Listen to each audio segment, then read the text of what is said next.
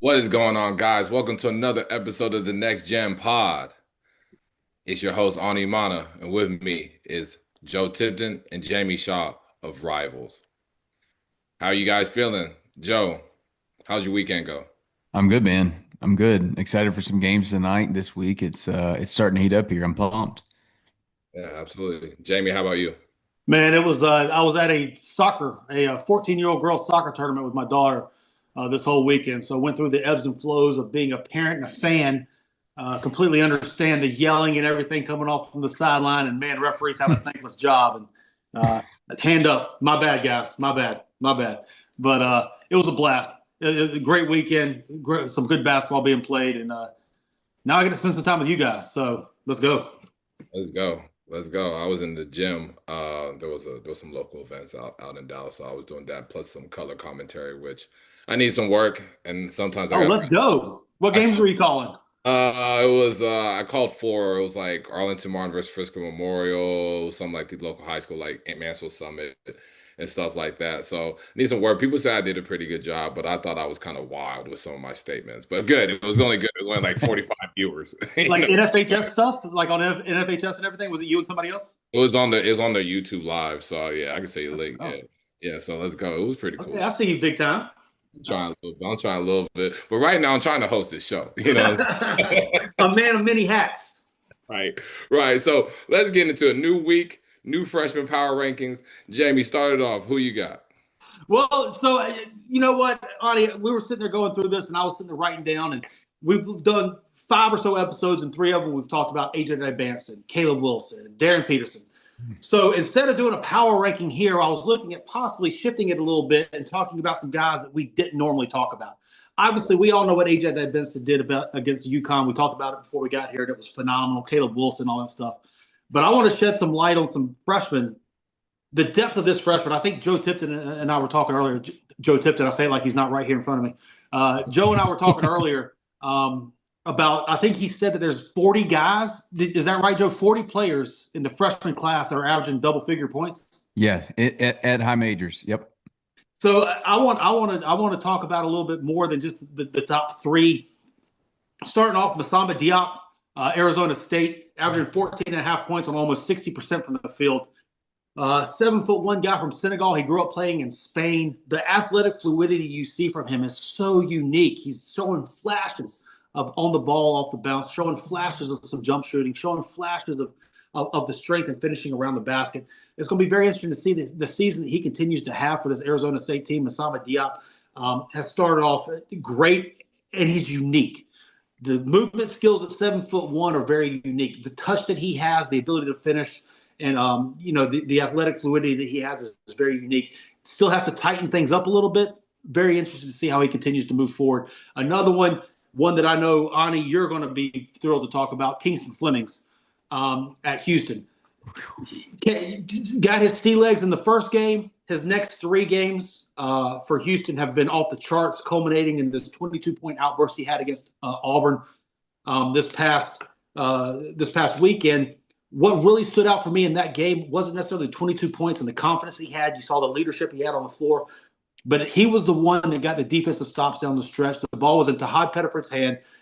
Kingston Flemings was on an island with Tahad Pettiford, and he got two or three stops out of the final four possessions to keep Auburn from scoring there down the stretch. He's the best point of attack lead guard in that class. What I mean by that, he lives in the paint. He gets in the paint without need of a screen or anything, and he prevents the opposing team's ball handler from getting into the paint. He's averaging 17.3 right now on 69% shooting from the field. Unbelievable showing that he's had. Another one that's super interesting too. This is one everybody knows this name that follows basketball. However, he had some question marks coming in. How well he done. Kyan Anthony at Syracuse. Kyan has been really good to start off with. Obviously, he's the son of Carmelo Anthony, top 10 NBA scorer of all-time history. 17.3 points on 63% shooting from the field. He came in. He had such a unique pathway at Long Island Lutheran. He came along at his own pace. He played the back seat to guys like the Caden Mingos of the world, who's having a great year as well. He played backseat, and then he took over his senior year last year, ended up as a top 50 prospect in the country, and now he's coming into Syracuse, getting his feet wet, Stepping into the minutes that he's getting, 17 points per game, shooting 44.4% from three on 3 attempts per game as well. 6'5" guy who really has a nose to score the basketball. Hans Steinbach at Washington is another one that college basketball fans might not quite be fans of yet or understand the name of yet. He's from Germany, had a huge summer this year with the German national team, averaging right now 14.5 points and 12.8 rebounds per game. Again, 12.8 rebounds per game at Washington, also 2.5 assists. Very fluid, big man, a four-man who's putting up lots of numbers. You see the production that he has, the ability to score the ball at 3 levels, the instincts that he has for rebounding the basketball, and then you see some processing stuff he has in the half court. Very intriguing player there for Washington. Another couple of names. I'm getting very long-winded here. I can see Carter's in my ear telling me to, hey, man, you're going too long. Malaya Tunka for Penn State, as well as Keaton Wagler for Illinois, are two other names of freshmen that I think are playing incredibly well right now, worth watching. Tunka, 15.5 points per game on 60% shooting from three. Penn State. Wagler, 17.5 points at Illinois, 6'6" freshman. So this freshman class we can go on and on about. I'll pass it over to Ani and Joe now to let them let their voices stretch out a little bit. Yeah, I think the first freshman that I'm looking at is Ibuka Okore at Stanford, averaging 25.3 points per game. Out of New Hampshire, he's the fourth leading scorer in all of college basketball, and he is a freshman. And I don't think people are probably talking about him because it's Stanford. It's not like this blue blood school, right? He wasn't this highly touted recruit. He was originally going to Harvard, decommitted to go to Stanford, so obviously a high academic kid. So he's the first one I got to mention. And then the second one is somebody that Jamie touched on lightly is Cade Mingo, who is also a freshman at Penn State, a team captain this year, brother of five-star Dylan Mingo, who I'm sure we've talked about on this show. And if we haven't, we definitely will in the future. Caden is averaging 15, 5.5, and almost 5 assists per game. Once again, as a freshman, this is the part that's most impressive to me is that these players are putting up these numbers as freshmen. And we saw in the past 3 or 4 years when the transfer portal rules changed, right, where everybody got immediately eligible. It's just the sport obviously got older. And then now we're seeing kind of freshmen take over college basketball. A Caden Lewis is another at Villanova, former Kentucky signee. He's averaging 12 points, over 5 assists per game. Mo Silla at Georgia Tech, another freshman. Jamie was super high on this guy coming out of high school. Jamie, do you remember where you had him ranked in the senior class, roughly? Yeah, he was routinely in the top 20 for Okay. us, maybe 18-ish. He finished up. Okay. Yeah, he's averaging a double-double right now, 12 and 11. 16 freshman out of Senegal. And then a couple honorable mentions. Sebastian Williams Adams at Auburn, averaging 11, 4, 4.5, and 2.5 as a freshman. And then Jake Wilkins, the son of Dominique Wilkins, the human highlight reel. He is averaging 12.6 and 4. Oh, and then finally Eli Ellis. Like maybe even myself, like probably prior to a senior year of high school, I was like, okay, this is just like will it translate to the high major college level? And I'm sure I wasn't the only one that maybe had doubts. But after like watching him his senior year at Moravian Prep playing for the YNG Dreamers on the OTE league, like it's translating to college basketball at South Carolina, averaging 13.3, 3.7, and 4 assists per game, shooting 40% from three. So impressive stuff for Eli, and he's much more than a TikToker, right? This guy can actually hoop. So that's kind of my freshman that have caught my eye here in the early part of the season. Yeah, no, it just tells you how deep this freshman class is. For me, there was just a couple guys, not really like big time standouts, but they're playing fairly well. Like Bryson Tiller, he's averaging 9 and 5 for Kansas. I think against UNC, he made 4 threes. Mm-hmm. Mhm. He's doing a good job right now. He's shooting like 63% from three or 60% from three. It's kind of ridiculous, but just good. He's having a good freshman year. We didn't really get to see him much towards his latter parts of the high school season, but it's good to kind of see him playing, seeing rebounding, playing hard, seeing him be able to stretch the floor. Malachi Moreno, he had 8 and 5 versus Louisville. He's averaging 11 and 7.5 rebounds a game so far. He was someone I was talking to the staff at Kentucky. They were really high on him. They said, "Hey, Ani, I think he's someone that people may not have thought is going to be ready right away." like as a freshman to be a big contributor, but he's been getting really good minutes. He's been contributing well. He's rebounding. He's making shots in the paint, and they see a lot of upsides, especially like even pro upside. Maybe not this year, but like in the future years, they really see him become Mhm. a potential NBA guy. Sean Abaya for Cincy, he's averaging 11 and 2 so far. I know he had a big game his the first game, but Sean's been a McDonald's All American that's been holding his own, and even talking to a few guys on their staff as well. They've been impressed with him and how ready he's been to play so far. Obviously, Jamie, you talked about Keen Wagler. He's averaging 17 points, 6 rebounds on 48% shooting, 35% from three. Just his footwork, just his ability to like finish, make shots from deep, create his own look. I mean, I really like how he like generates space off like spins, and stuff like that. So Keaton's been really good. But there's also another freshman that had 27 points, 21 rebounds. It was against Illinois State, but still impressive. And that's David Merkovich. Mhm. He also put 15 and 8 versus Texas Tech. He's been having a really, really good season as well. So Illinois has two freshmen that have been very impressive. And like you guys have talked about, this freshman class is impressive. There's a lot of talent. And even though the season is young, to see young guys putting these numbers, that speaks a lot just to how the depth and just the talent that there is. So college basketball is in a really, really good place. Uh, yeah, so now let's get into the next topic. Let's get back into high school recruiting. There's some guys that are expected to sign late. Caleb Holt, um, Jordan Smith, Duran Rippey, Mingo, Tipton, Jamie. Who wants to go first? Let's give it the rundown. Let's go Caleb Holt first. Let's get the rundown of the schools involved and where his recruitment is looking like. Yeah, Caleb's going to wait. I think there was some light speculation that he might make a decision by the early signing period, which is that ends on November 19th, so coming up really quickly here.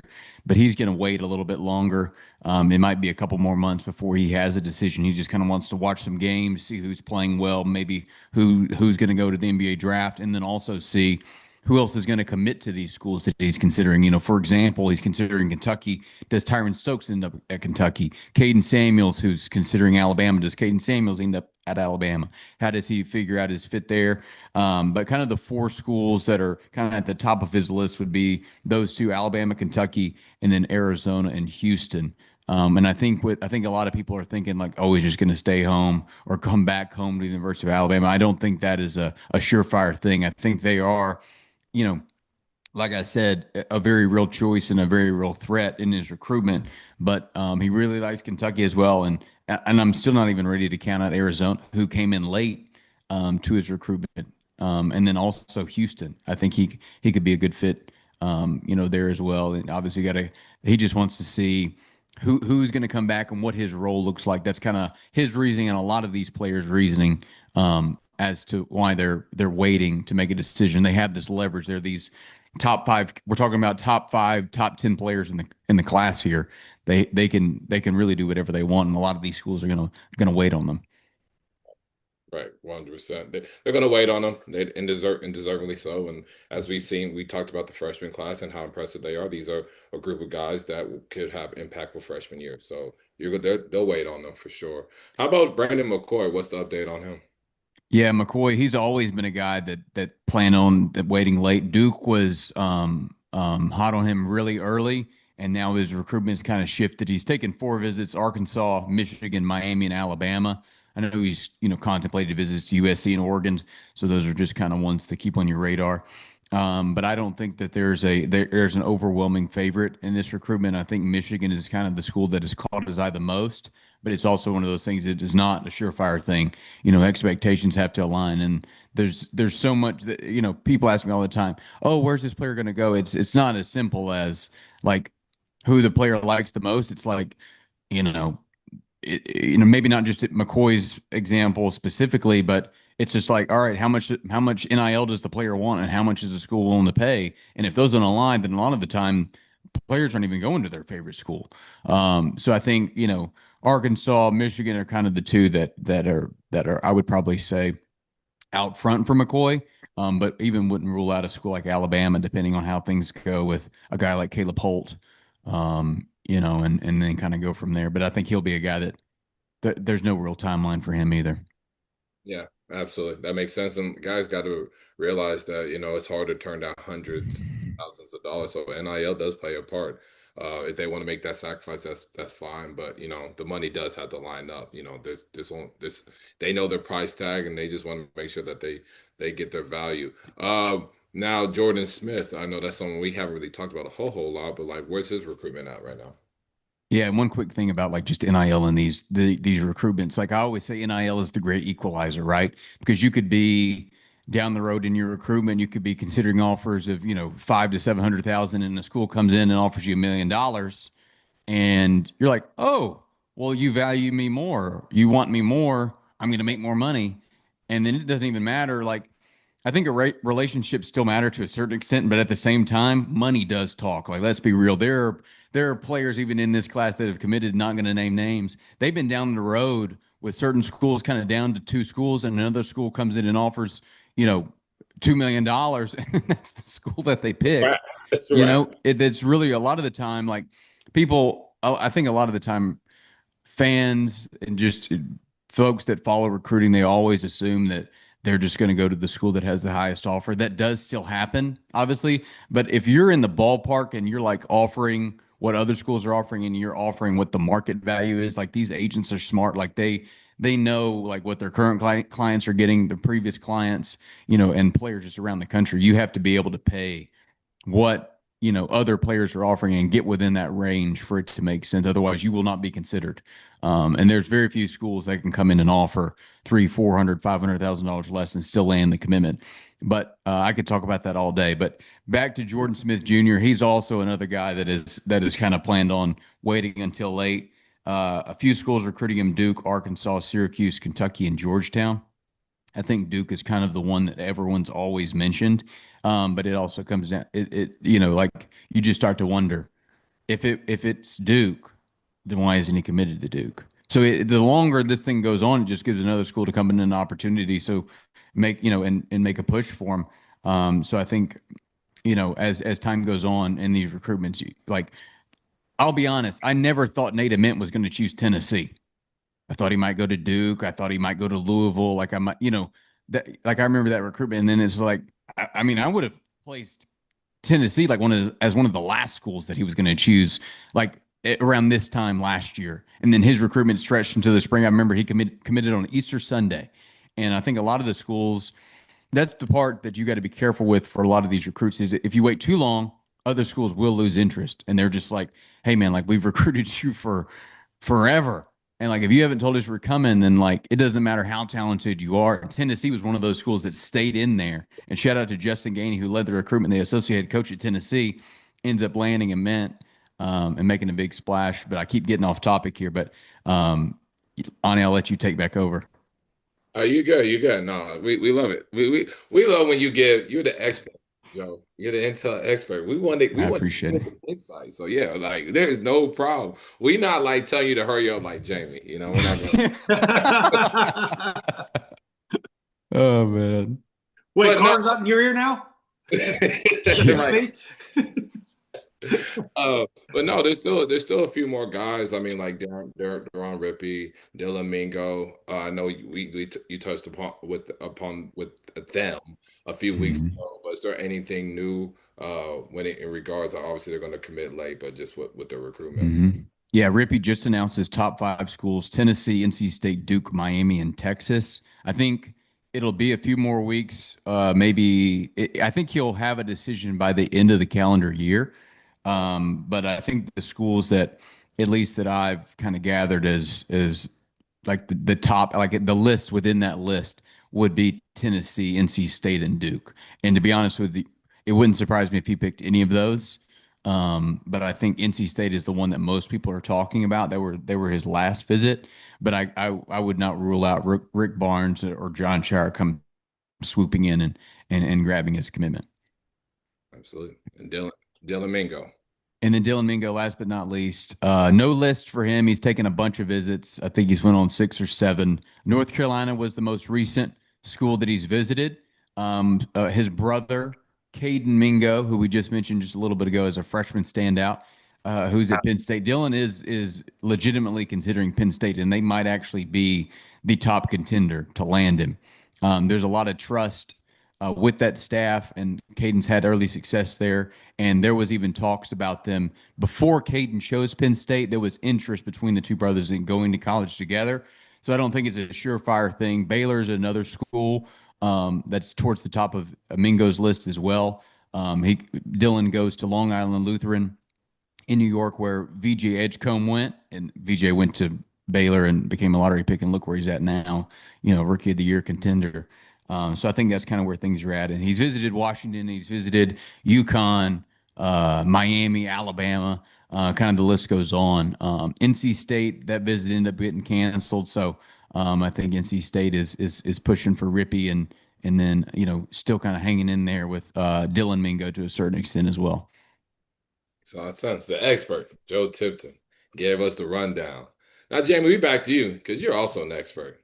What are the storylines in the high school basketball season? We were talking about it offline, um, especially with these teams like Prolific Prep, how loaded they are, stuff like that. But kind of give your storylines of this high school seasons early. Some states still I don't think have really officially started, but they're about to start. So yeah, just want to hear from you. What's going Well, on? two of the big things for me is kind of the player of the year type race, and then the number one team race. So obviously top team, top player, all that stuff. For the teams, the question for me is, can anyone catch Prolific Prep?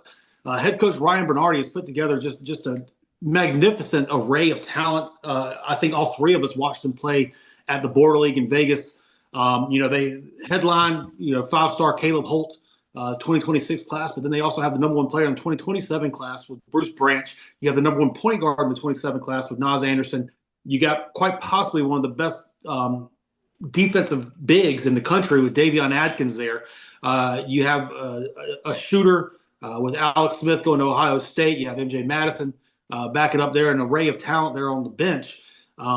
Their team, as we saw out at the Border League, has a lot of chemistry early with only growth for upside ready to go. There's positional size. They have depth of talent, and they have a lot of guys. When you look at Nas Anderson at the point of attack, what he's able to do defensively at the point of attack, as well as Caleb Holt, what he's able to do defensively, the defensive upside Bruce Branch brings, and then obviously Davion Adkins, who, Ani, I know you're very familiar with being a Texas kid. His defensive presence at the 4-5 spot is massive, what he's able to bring. So not only do they have the offensive gifts, but they have the defensive ability as well. Again, Ryan Bernardi put together a great team here, and the question for me is, can anybody catch them as the best team in the country? Now, a couple teams that I'm looking at to do that, Long Island Lutheran has a very intriguing roster. John Buck out there, Long Island, obviously headline. We've talked about him previously. Dylan Mingo, they're the number two player in the 2026 class, 6'5" point guard, unbelievable off-ball guy, puts pressure on the paint, great reads within the paint and all that. And then also the number two player in the 2027 class with Musa Kamasoko, a 6'8" wing who can knock down shots and also play defense on multiple positions versatily. They added Jamal McKnight at the point of attack, strong, heavy, strong-minded point of attack guy. They got TJ Crumble to come in, a physical player on the post. Caden Allen, a scorer, top 50 kid that's going to Cincinnati, and they return Omar Essam, big guy on the block. There's a lot of length and two-way ability that Long Island Lutheran team has, and they're very, very well coached. John Buck with that team as well. Obviously, we have Spire Academy, Kevin Boyle left Montverde, all the things that he was able to do at Montverde with all the draft picks and everything that he had, including Ben Simmons, Kate Cunningham, D'Angelo, Russell, Moses Moody, Scotty Barnes, et cetera, et cetera. He went up to Spire Academy and got that thing back going from when I guess they previously had LaMelo Ball was the last time they were really rocking on the national level like that. King Gibson, a top 5 player in 27 at the point guard position. You have Alex Costanza, a ball in hand, 6'8" guy. You can run a lot of offense through. Very intriguing player there. Jalen Mitchell, another 6'7" guy who's comfortable with the ball in his hands. Taurus Bowie, Aiden Durkak, Darnell Davis, point guard as well. A lot of length and versatility, a lot of athleticism they have there. Kevin Boyle has proven back to his time at St. Patrick, going into Montverde, and now at Spire Academy, he consistently wins. Puts players at the next level, consistently wins, watching them as well. And then Montverde, his previous school. They obviously Kevin Boyle left. They brought in the coach, new coach there, Joe Filon, Lincoln Cosby, O'Neal Delancey, Jaden Hodge, Kevin Thomas, Derek Daniels. They have size, they have length, they have positional versatility.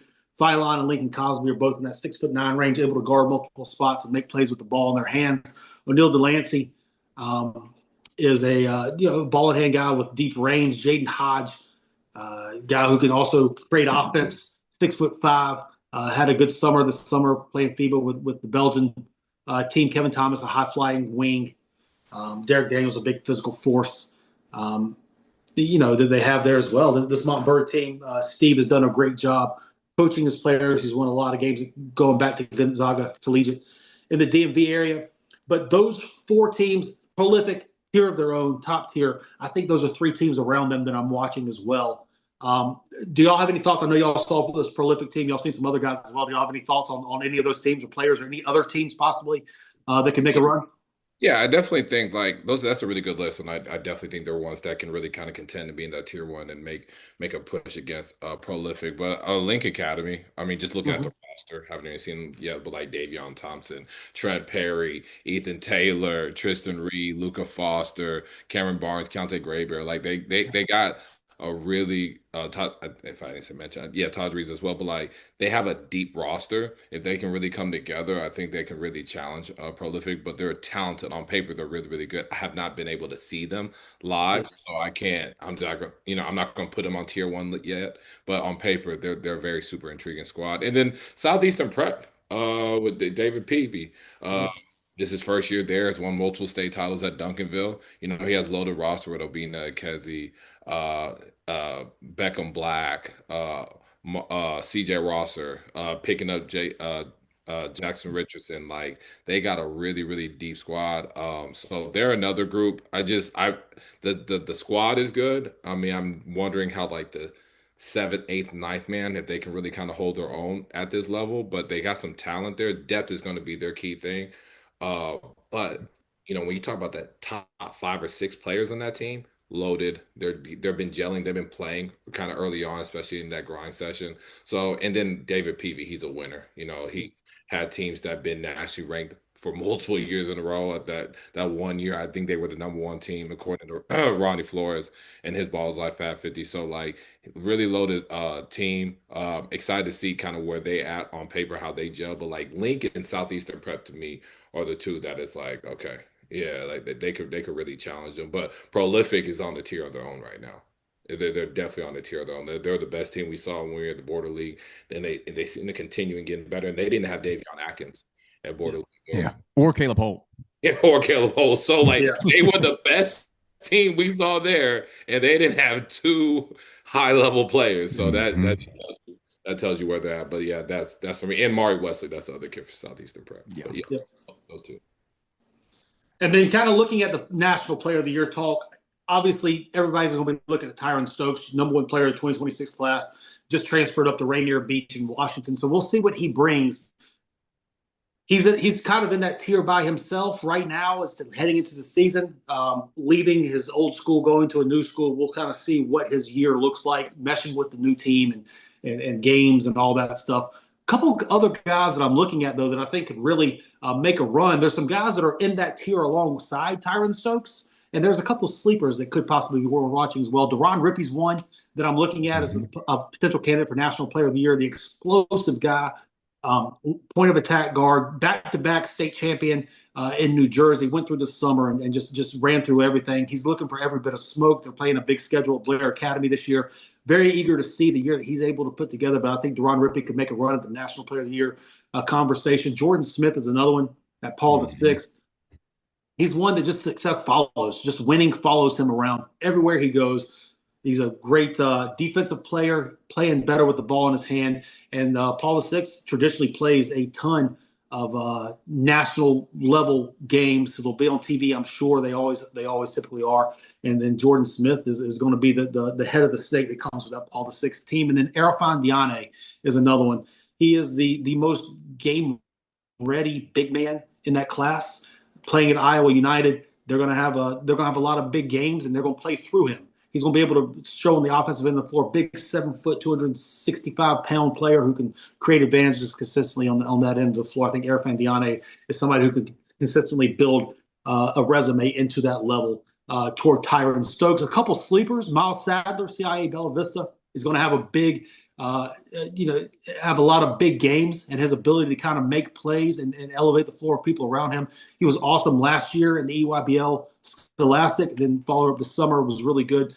In Peach Jam, I think he led the entire Peach Jam in assists and steals. And then also Bryson Howard at Heritage High School. Obviously, these other guys are on big national scale. I'm not entirely sure Bryson Howard's schedule is going to be on that type of level. However, there's just something about him coming into his own as a player right now. I could see very gaudy stats that he puts up, and I can possibly see him being a sleeper for a national type player of the year honors. Tyron Stokes should be the leader in the clubhouse, but I really do think Deron Rippey, Jordan Smith, Erfan Diane could make a run at that number one spot, and then Miles Sadler and Bryson Howard are two other guys I would worth paying attention to at least. That's good. Joe, who do you got? Is there anyone you want to add on the list, or what do you think of the names he just mentioned? Yeah, no, I think Jamie, I was like trying to scroll through this list, seeing if there's anybody else I could add. I think y'all went through every possible player that I would name. I don't think it's like Tyron is kind of the runaway guy with him moving high schools kind of mid-year or, in the early season. Like Jamie said, he should be the front runner.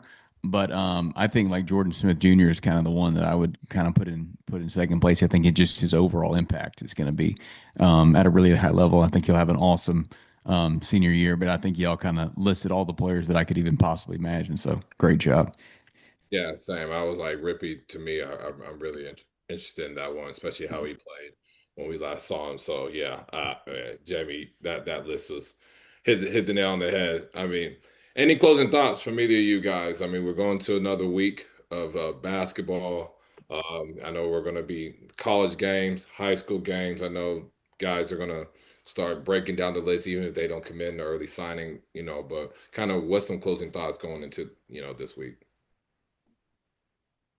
Yeah, I think Signing day, man. On the high school side, we got signing day coming in and going. There's still going to be more commitments that happen between. We're recording this on Tuesday morning, between Tuesday morning and midnight on Wednesday. Still got 4, 5, 6 more to go, and then I'm very interested in seeing the ebb and the flow after signing day. I'm very interested to see if there are teams that can make moves for guys that are remaining on the table. Joe so eloquently went through earlier the Jordan Smiths, the Brandon McCoys, the Dylan Mingos, the Deron Rippies of the world. I'm eager to see if, there might be guys that are leaders in the clubhouse at signing day. Can those other teams make the move and kind of move into the forefront there with those guys? I'm going to be very interested in watching that. And then on college front, oh my gosh, Kentucky, Michigan State. Yeah. We got Duke, Kansas. Then we got the players. Everybody gets $1 million. Yeah, players era. Players era coming up next week. What a time to be alive it is right now. Basketball is incredible, and I don't know if you can tell the excitement. All right, Carter, I'll stop talking, Carter. Sorry. A couple other games: Alabama, Illinois, Arizona, UConn, Purdue, Memphis would probably be a solid one. Wake Forest, Texas Tech probably isn't going to be bad. Wisconsin and BYU, Louisville and Cincinnati. I mean, we got a really good week of college basketball games coming up this week. No, we definitely do. So, guys, that ends this episode. Hopefully, this was very informative for you guys. I thought we gave a lot of really good information. Jamie, Joe, appreciate you guys as always. Carter, he's not seeing it here. We always appreciate Carter. No doubt. Carter Bond, that's the man right